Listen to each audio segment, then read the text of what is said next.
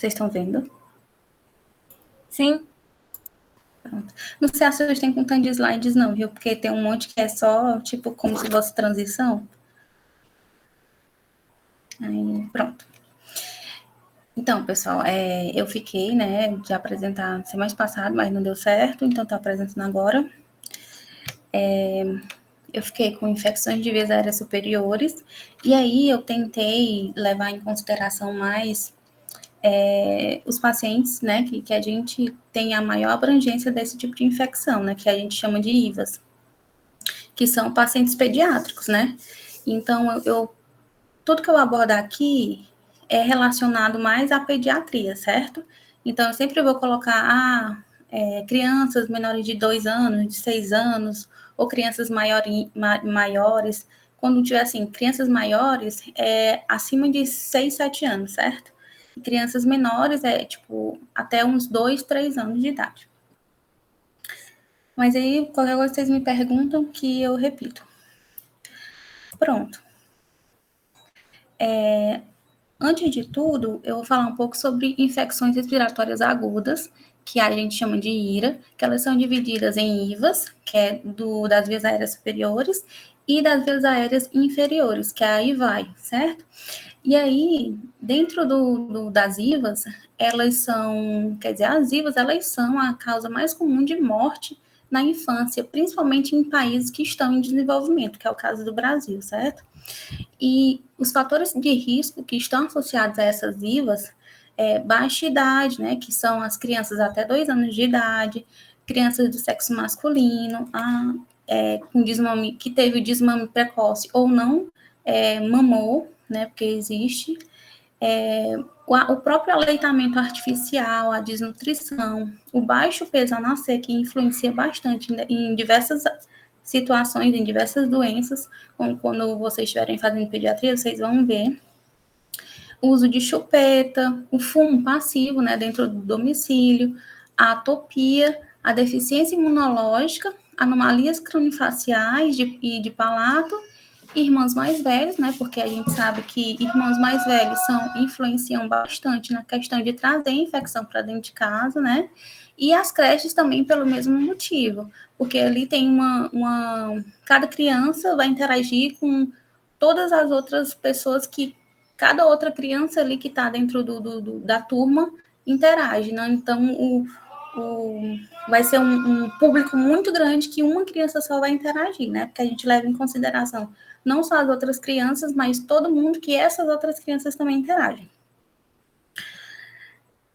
E aí, as IVAs, né, que é as infecções das vias aéreas superiores, ela está relacionada aos locais, né, de cavidade nasal, os seios paranasais, a parte da cavidade oral, as glândulas salivares, nasofaringe, orofaringe, a hipofaringe, que é o que forma a faringe, né, a laringe e a traqueia. Então, ela acaba ali na traqueia, certo?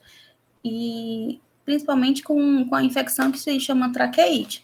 No caso, eu não vou falar, porque são muitas infecções, então eu vou pegar as principais que normalmente a gente vê mais no atendimento primário, né, em posto de saúde, principalmente. Posto de saúde, UPA.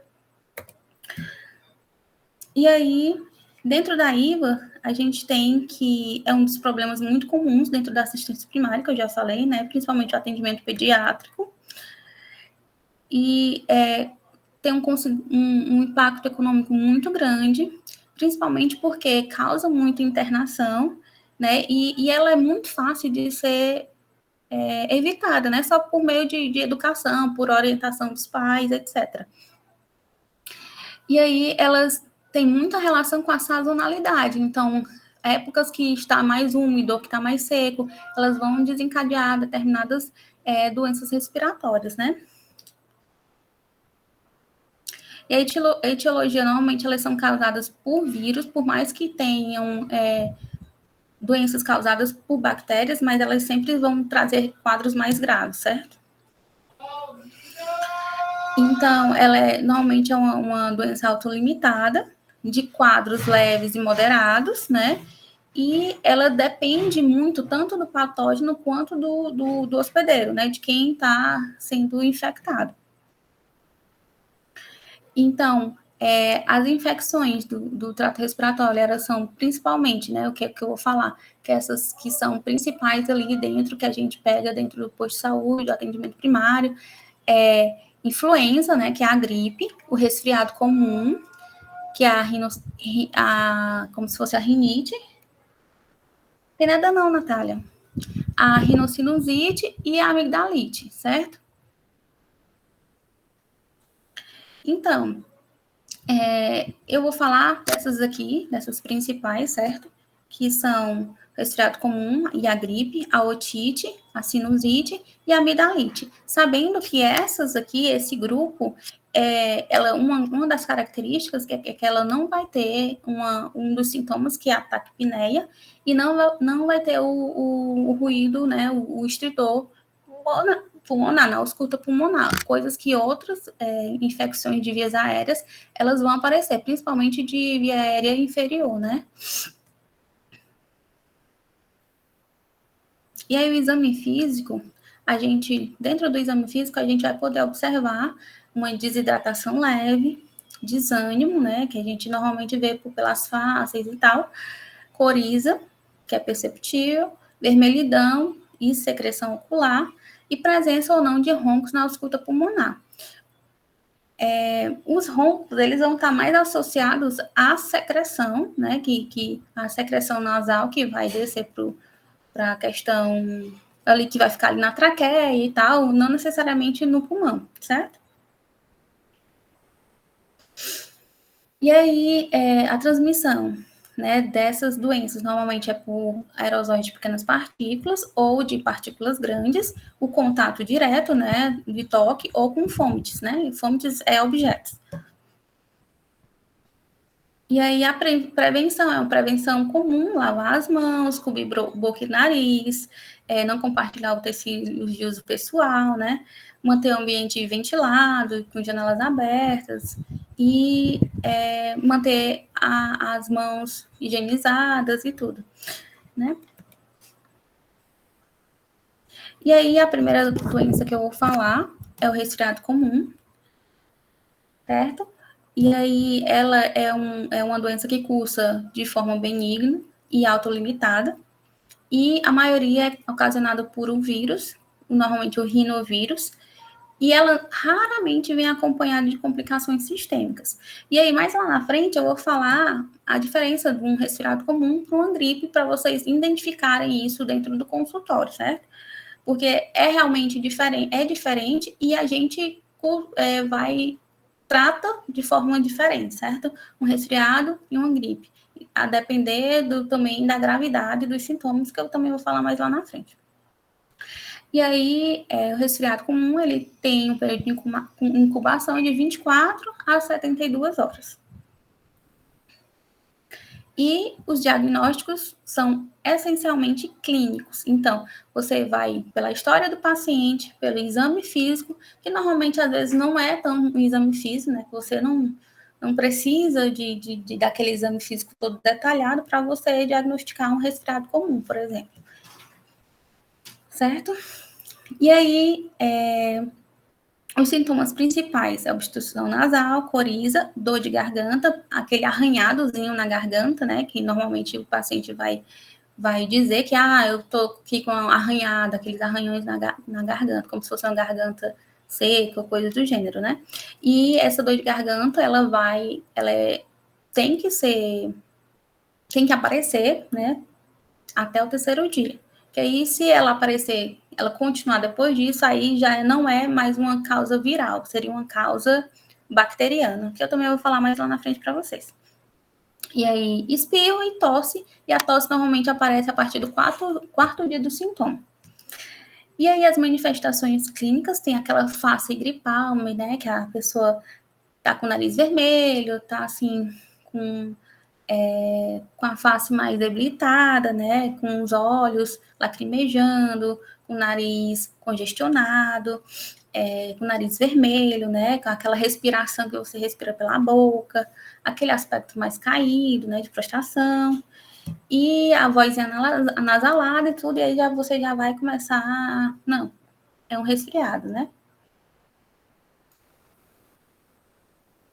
Já, assim, nos lactentes, né, que são os bebês, até 2 anos de idade, a gente vai perceber por outras questões, porque eles se manifestam, né, como eles não sabem falar, a gente vai pelo relato do responsável, né, mãe, pai, ou realmente o responsável, e pelo que eles estão falando, normalmente eles ficam mais inquietos, eles choram mais facilmente, eles começam a recusar a alimentação, né, porque eles têm essa dificuldade de sucção, tanto da mama quanto da mamadeira, ou o que for, a forma de alimentação.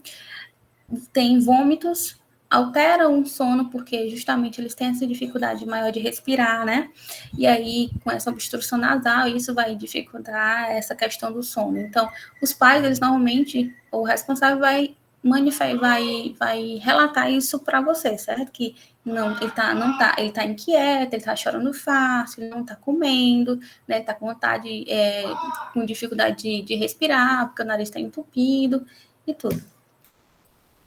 E aí, dentro do resfriado comum, né, como eu já disse, ele normalmente cursa de forma benigna e autolimitada. Então, autolimitado quer dizer que ele cessa por si só, né, o sistema imunológico dá conta ali, exceto caso ocorra uma complicação.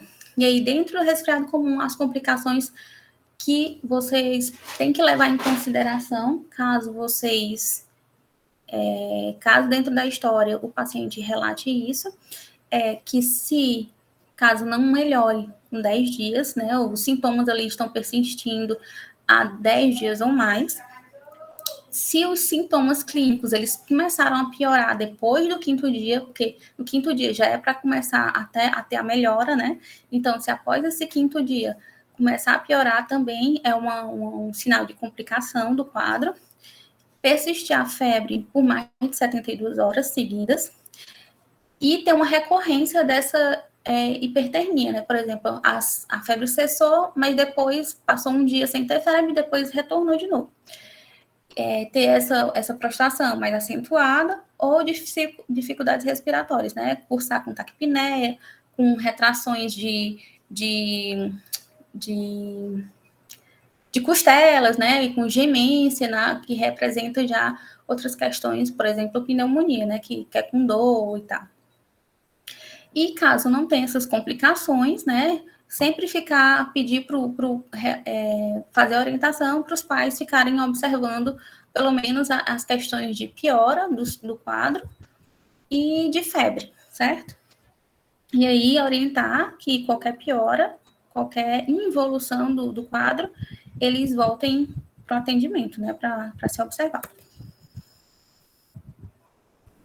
E aí, essas complicações, né, que podem trazer aqueles sintomas que eu falei agora, otite média aguda, normalmente bacteriana, sinusite aguda bacteriana, pneumonia e a exacerbação de asma brônquica. No caso, normalmente em pacientes que já têm asma, né? E aí, os diagnósticos diferenciais do resfriado comum, a rinite alérgica, ela é o principal diagnóstico diferencial do resfriado. E aí, a rinite alérgica vai ter uma diferença do resfriado comum, que vai ter alguns sintomas de espirro, vai ter um prurido nasal mais acentuado, né? Vai ter essa mucosa nasal mais pálida. E caso seja feito um exame de suave, vai encontrar eosinófilos, né, dentro dessa secreção nasal. Aí, outro diagnóstico diferencial é o corpo estranho, quando, né, a criança coloca corpos estranhos dentro do nariz, por quê? E uma da característica disso é o quê? Que vai ter uma secreção nasal unilateral, que é normalmente o lado em que o objeto está, exceto em casos que sejam 2 objetos em cada narina, né? E essa secreção vai ser fétida e não vai correr com alguns sintomas, por exemplo, não vai ter febre ou não vai ter aqueles sintomas de prostração, certo? E aí você vai levar em consideração já que pode ser um corpo estranho, porque um resfriado precisa ter esses outros sintomas de prostração, ou de febre, ou de coisas do gênero. A sinusite, que ela vai ter febre, cefaleia, edema periorbitário, né? Aqui é edema ao redor do olho, rinorreia, que é o catarrinho, né, que desce, e tosse por mais de 14 dias, né? Que no caso não seria mais considerado um resfriado, porque tá mais do que 14 dias, seria no caso uma sinusite. Coqueluche, que aí na coqueluche a tosse é bem mais proeminente do que no resfriado, e a rinite sifílica, que aí vai ter outras questões, como rinorreia sanguinolenta, né, que vai ter uma parte mais serosa com sangue, e vai ter o início dos sintomas bem mais prolongado, né, entre 1 a 3 meses. E aí o tratamento do resfriado comum normalmente é sintomático, então vai ter antihistamínico, analgésicos térmicos, né, fluidificação de secreção, né, com sorinho e tal, aumento da ingestão de líquidos, no caso dos lactentes, manter o aleitamento, né, retorno para uma avaliação clínica, caso os sintomas piorem, né, que foi o que eu falei antes, caso tenha uma complicação desses sintomas. E aqui eu coloquei umas coisinhas aqui, mas não é nada assim tão importante que eu vou falar. Não, aqui tem só uma coisa importante, que no resfriado comum, né, evitar ácido acetil salicílico, aqui que eu coloquei. Por quê? Porque pode evoluir com síndrome de Raya, né, caso o paciente não esteja com um resfriado comum, em si infectado por algum vírus da influenza, né, que tem o vírus A, B, C e D. Então, evitar as AS, né? Então, utilizar como um analgésico antitérmico, paracetamol ou dipirona. Sempre perguntar ao paciente se ele tem alergia à dipirona, viu? Porque é muito comum.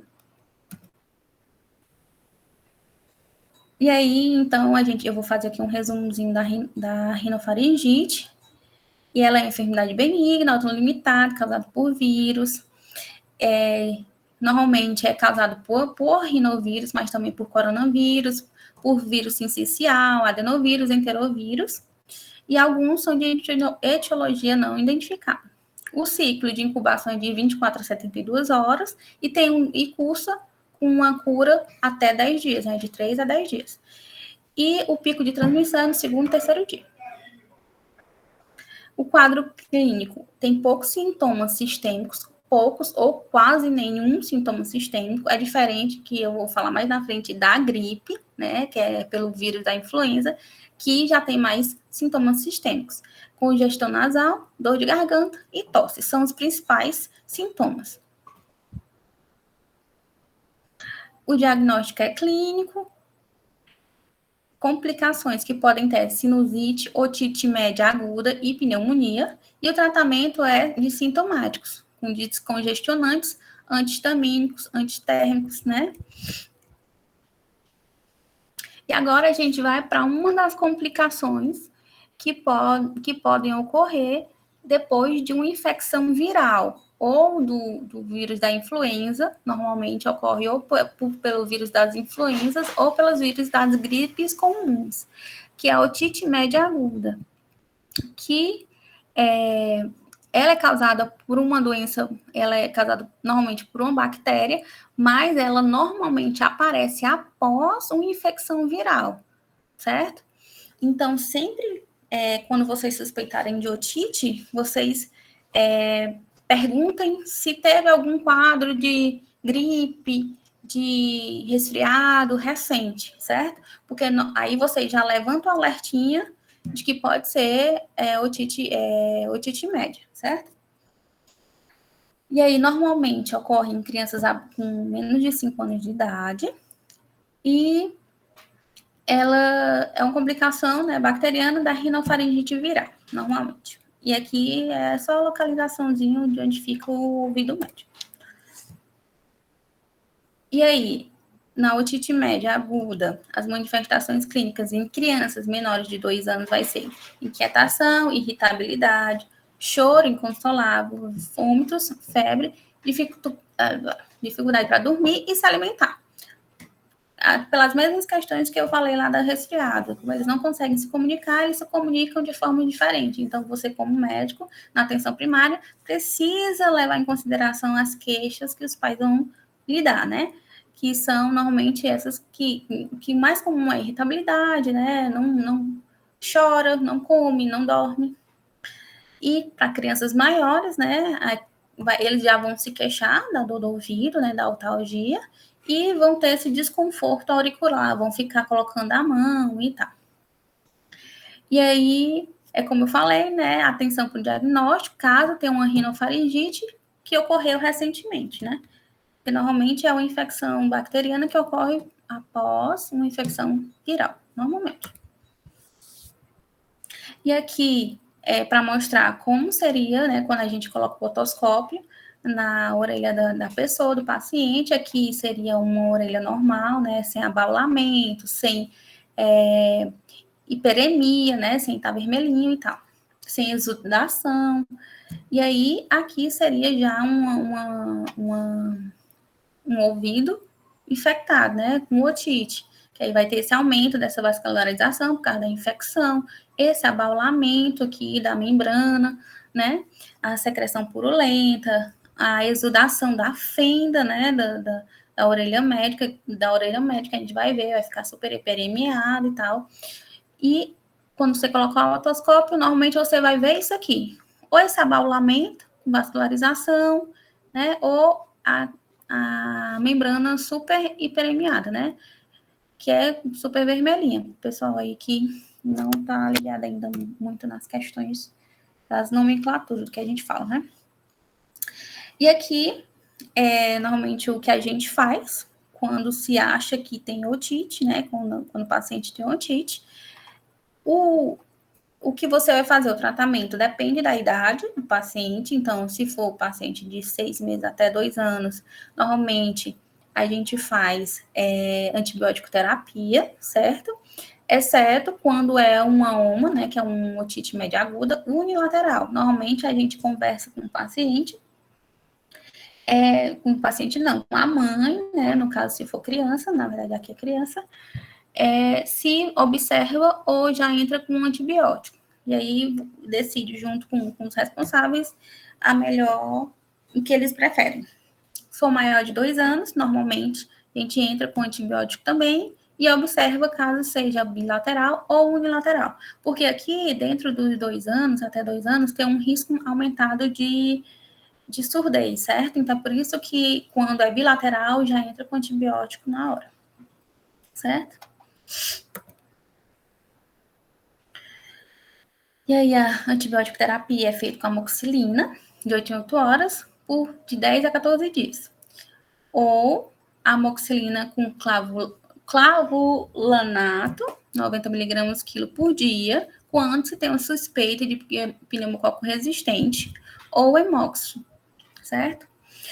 E aí, cefalosporina de segunda geração, ou macrolídeos, como azitromicina e claritromicina para alérgicos à penicilina, certo? E aqui a amoxicilina, 90 miligramas por dia, é numa dose. Essa dose é maior porque essa aqui é indicação, quando aqui, né? Normalmente a gente coloca 50, mas aqui vai ser 90 dentro desse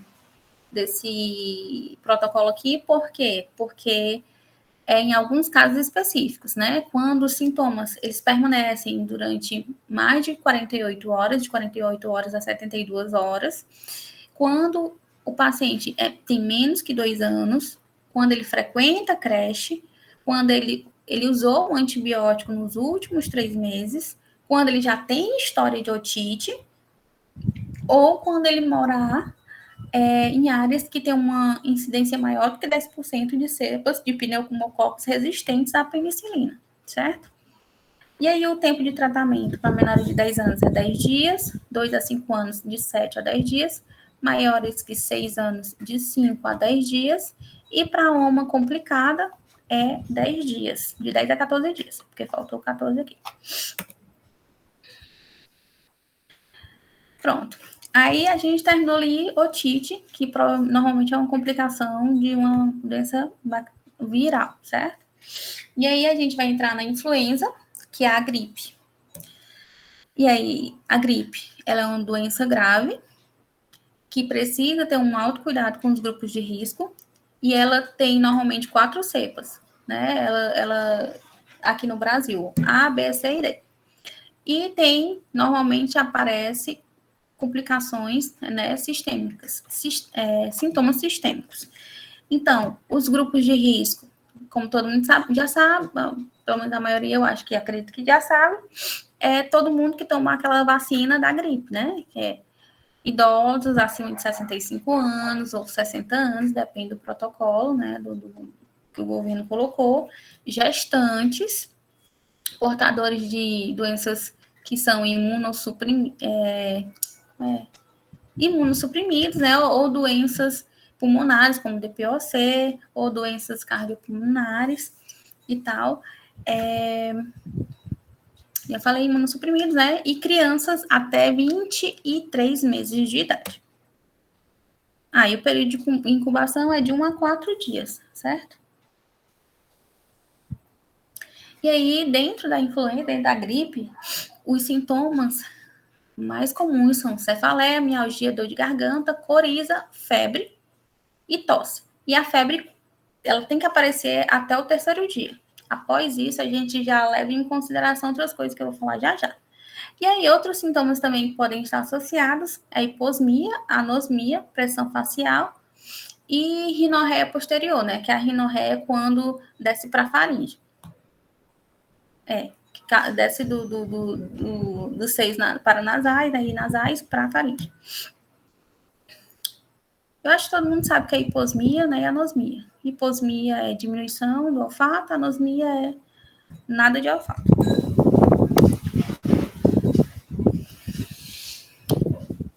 A gente normalmente coloca a diferença entre resfriado e gripe pela associação de 2 sintomas, que é a tosse e a febre. Por quê? Porque na gripe precisa aparecer, em 90% dos casos, né, aparece tosse e febre. E em 80% a gente consegue distinguir realmente que tem que é gripe ou é resfriado, certo?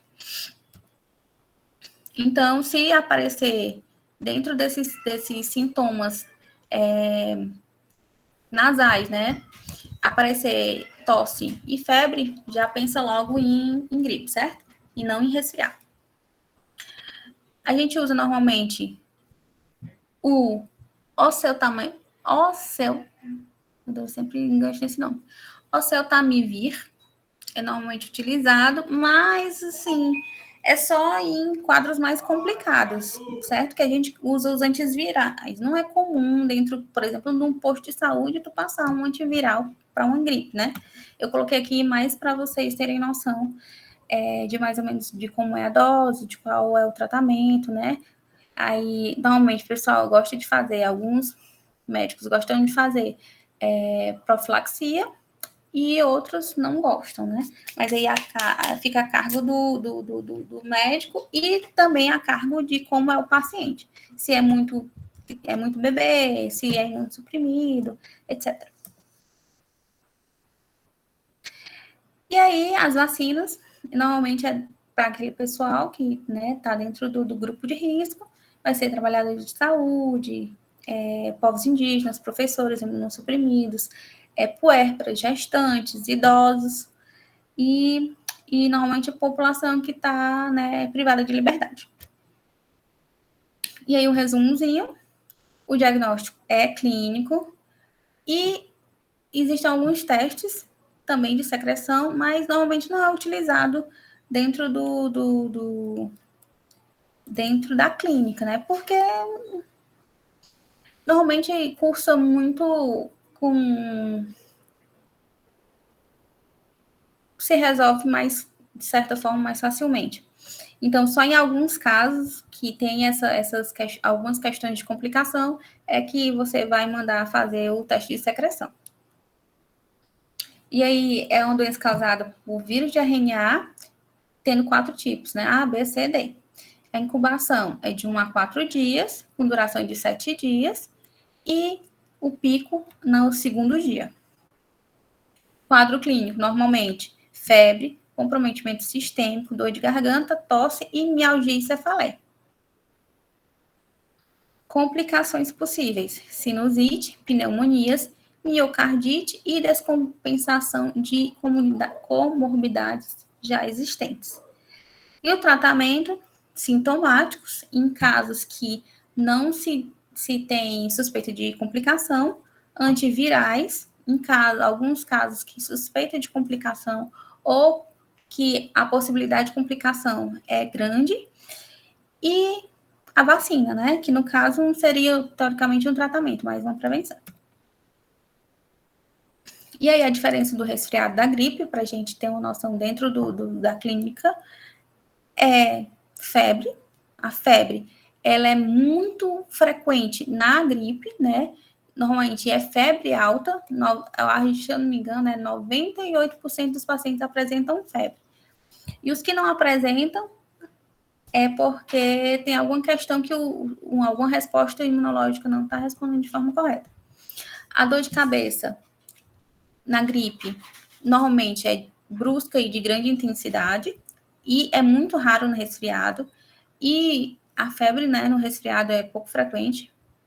As dores musculares no resfriado são leves, já na gripe é intenso e pode durar até 3 semanas. A prostração no resfriado é leve, na gripe é brusca. A congestão é pouco frequente na gripe e muito frequente no resfriado, certo? E a dor de garganta também. Então, se a gente quiser levar em consideração febre, suspeita de gripe, dor de garganta, resfriado, certo?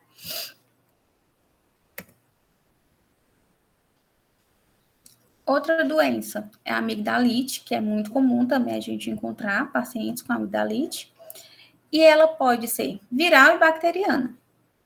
Na viral, ela é a mais comum, né? Cerca de 75% é viral, e normalmente ocorre nos primeiros anos de vida, até 3 anos de idade.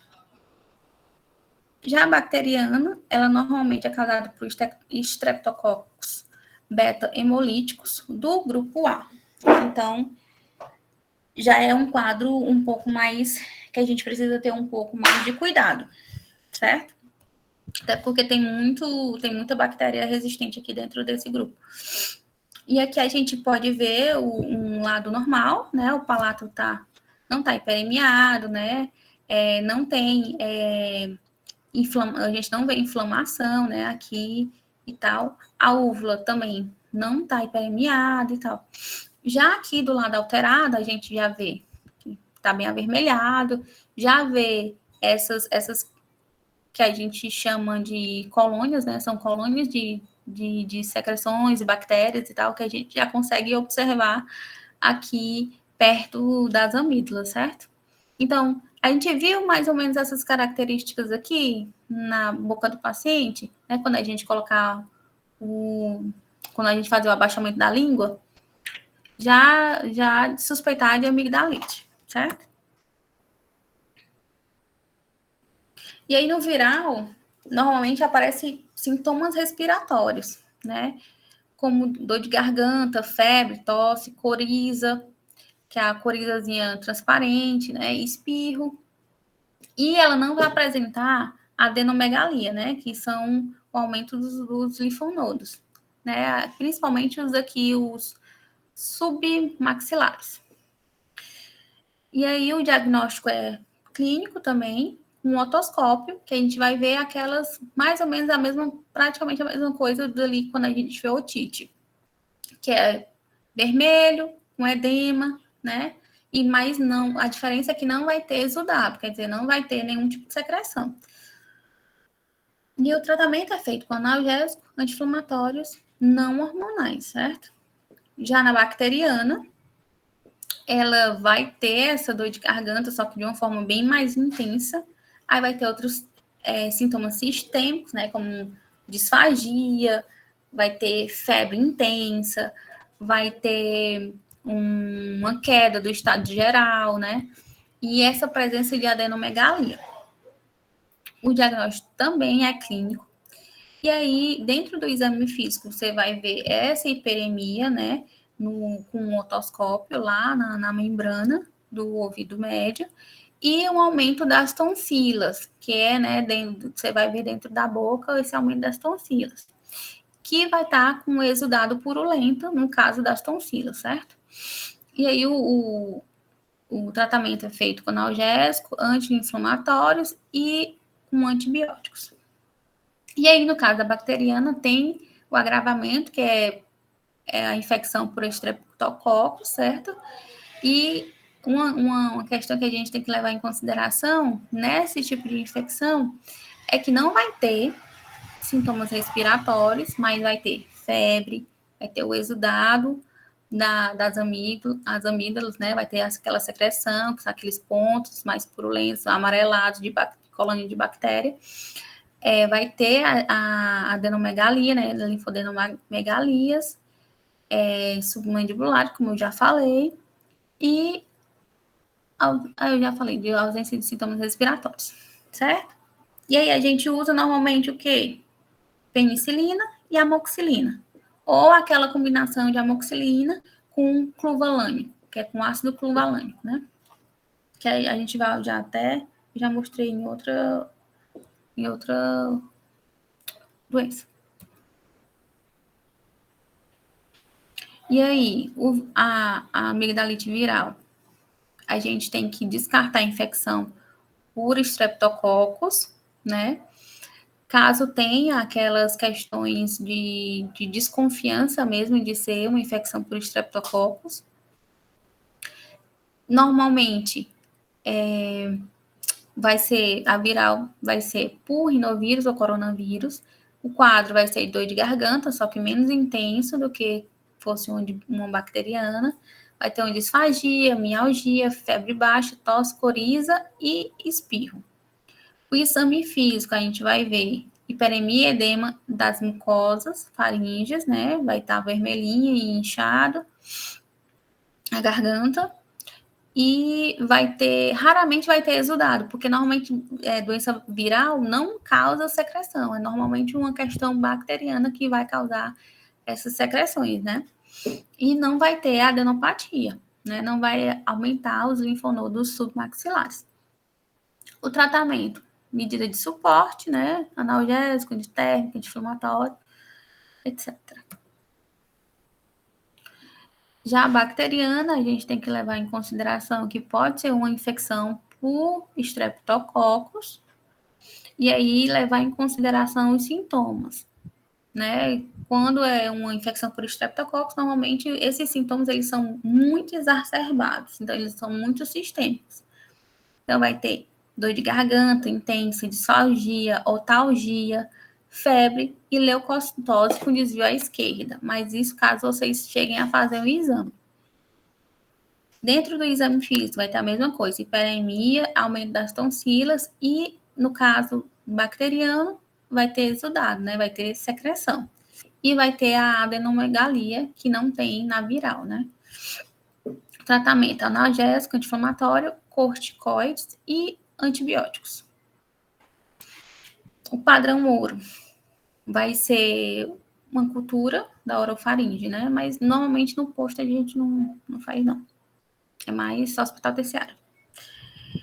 E aí, dentro do quadro clínico, o diagnóstico vai ser por sintomatologia, né? Presença de febre, exudado, linfodenomegalia e ausência de sintomas respiratórios. Então, se vocês já virem secreção na garganta ou as bolinhas amarelinhas, né? E tiver tudo hiperemiado, pode já considerar que é amigdalite, certo? Certo? Porque é muito comum, dentro das IVAs. E aí, a última é rinocinusite, que é uma sinusite, né, no caso, que ela vai ser uma infecção, né, dos seios paranasais, e elas normalmente são complicações de alguma infecção de via aérea superior, assim como a otite, né, a otite média aguda. Ela pode ter causa viral, bacteriana e alérgica, mas a mais mais grave seria a viral, certo? E aqui vai ser desses seios aqui, os seios paranasais, certo? Infecção. Em crianças de até 6 anos, os sintomas vão ser febre baixa, dor de garganta, tosse, anorexia, astenia e irritabilidade. E rinorreia purulenta, né, com gotejamento pós-nasal. E aí, no caso dessa rinorreia, ela vai ser aquele catarrinho mesmo, viu? Mas nessas crianças aqui, tem que ter cuidado. Por quê? Porque até 6 anos, os ossos frontais, eles ainda não estão totalmente formados, encaixados, né? Bem ajustados. Então, normalmente, elas não vão ter dor de cabeça, elas não vão ter cefaleia, por causa da sinusite. O que é muito comum já em adolescente, em adulto, a pessoa que tem sinusite ter também dor de cabeça, né? Principalmente quando você faz o exame físico e aperta, assim, bem no meio da testa, né? Faz 2 pontinhos no meio da testa, aqui perto, em cima aqui da sobrancelha. E aí você sente a dor, que é quando tá inflamado, né? Quando tá em crise de sinusite. Já nas crianças maiores vai ter essa obstrução nasal, vai ter esse gosto metálico, a perda do olfato em alguns casos, tosse e essa dor de cabeça, né, essa cefaleia. Já vai acontecer nessas crianças maiores de 6 anos, 6, 7 anos. Então, o tratamento, né, da rinocinusite vai ser medidas gerais, que vai ser hidratação, umidificação do ambiente e evitar a exposição aos alérgenos, né? Aí vai ter os sprays nasais com corticoides, né? Para você dar uma aliviada ali nos TNFs, né? Na parte inflamatória. A lavagem nasal, que vai ser com soro fisiológico. Os fitoterápicos, que é útil às vezes, né? Em algumas rinocinusites. Normalmente aqui, esses fitoterápicos aqui que eles falam vamos dizer, aqueles lambedores, né? Que tem algumas substâncias ali que ajudam na desobstrução e tudo. Antibióticos, como a amoxicilina. Cirurgia, que aí vai ser em alguns outros casos mais à parte, né? Na questão mais crônica da sinusite. E descongestionantes, que podem ser tópicos ou orais, né? E aí, uma complicação que da rinocinusite é a rinocinusite bacteriana aguda. Que aí, quando a gente pode pensar que pode ser uma sinusite desse tipo, quando os sintomas nasais eles não melhorarem por mais de 10 dias, né? Passou 10 dias, ainda continua os sintomas nasais, então a gente pode começar a suspeitar, né? Ter febre alta, acima de 39 graus, descarga nasal purulenta por mais de 3 dias, a gente já pode considerar. Piora desses sintomas, né, de purulência nasal, da febre e da congestão, tosse e a recorrência da febre, né, aquela mesma questão. A febre cedeu, passou um tempinho, passou um dia, ela voltou de novo. E aqui é só a incidência dos patógenos dentro dessa questão bacteriana aqui da rinocinusite. Normalmente, o maior é por Streptococcus pneumoniae, certo? E aqui é só a questão da antibiótico terapia, pacientes em fatores de risco, né, para resistência a pneumococos, amoxicilina ou amoxicilina e cluvalanato. E pacientes com fatores de risco, né, pacientes que estão ali dentro de uma comunidade que já tem estreptococos resistentes ou que a pessoa já teve uma infecção por um estreptococo resistente ou que já teve outras infecções recorrentes, já tem esse fator de risco para resistência. Aí já faz logo direto a amoxicilina e cluvalanato.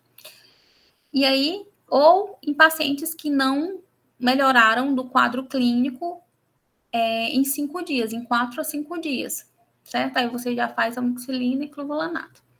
E aqui é para pacientes com alergia à penicilina, que normalmente a gente usa doxicilina ou cefixima, certo?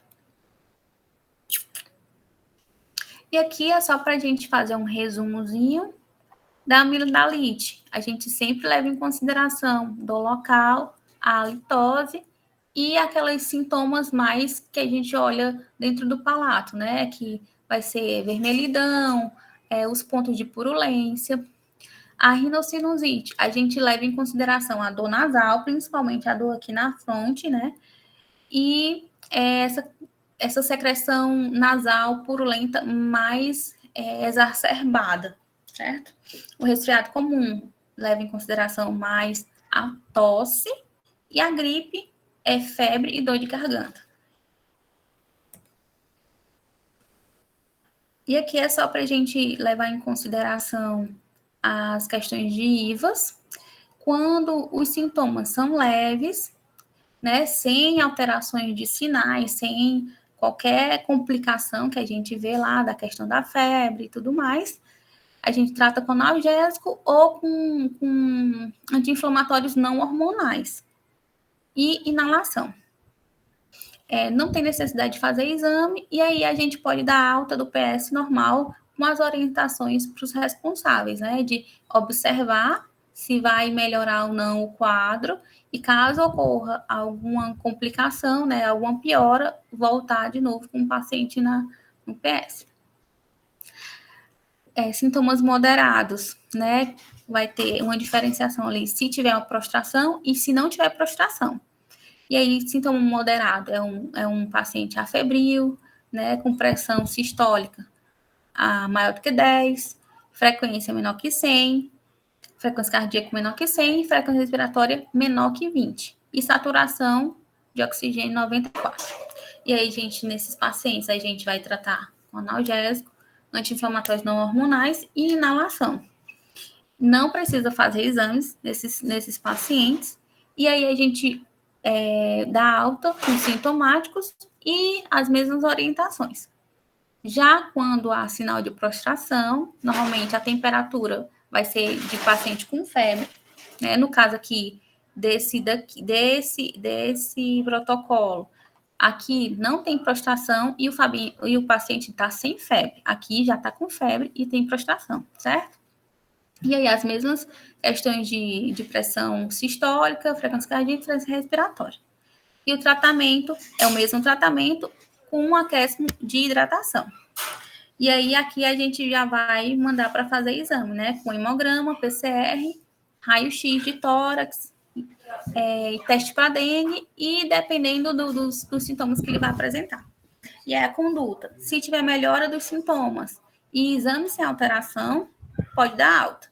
Se não tiver melhora e os exames vierem alterados, considera internação, dependendo do que você achar que possa ser. E aí, os sinais alterados, em prostração, febre, né? As mesmas questões de sistólica, frequência respiratória. Aí, frequência respiratória maior do que 20, né? Respirações por minuto, saturação menor que 94. E aí, o tratamento sintomático vai ser a mesma coisa, analgésico, anti-inflamatórios não hormonais, inalação, hidratação, e aqui a gente vai entrar com oxigenoterapia, né? Visto que a oxigenação, a saturação está menor que 94. E aí os exames vão ser direcionados de acordo com a clínica do paciente, né? Com hemograma, PCR, raio-x e dengue, teste de dengue. E a conduta aqui, nesses casos, sempre é internar. E investigar sepse, certo? E aí só um resumozinho, deixa eu ir logo pro final.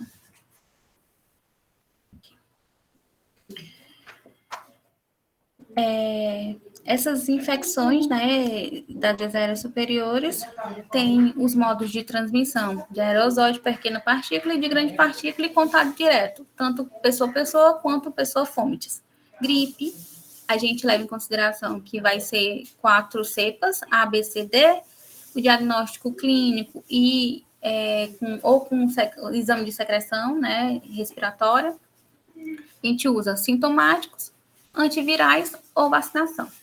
A amigdalite pode ser viral bacteriano, o diagnóstico é clínico ou o diagnóstico ouro é cultura de orofaringe, né? Que normalmente não é feita na clínica normal. A gente trata sintomáticos, hidratação e repouso, ou entra com antibiótico terapia, dependendo do paciente, ou cirurgia, né, de retirada das amígdalas. A rinocinusite viral é bacteriana, o diagnóstico é clínico ou da cultura de secreção. A gente usa descongestionantes, sprays nasais com corticoides ou antibiótico, também depende do paciente. E o resfriado comum, normalmente é causado por rinovírus, né? O diagnóstico é estritamente clínico e a gente entra só com sintomático, certo? Exceto em casos de complicação. E é isso, pessoal. E aí, eu quero saber se ficou alguma dúvida. Eu não peguei todas as doenças, porque tinham mais umas 4 principais, e aí eu não quis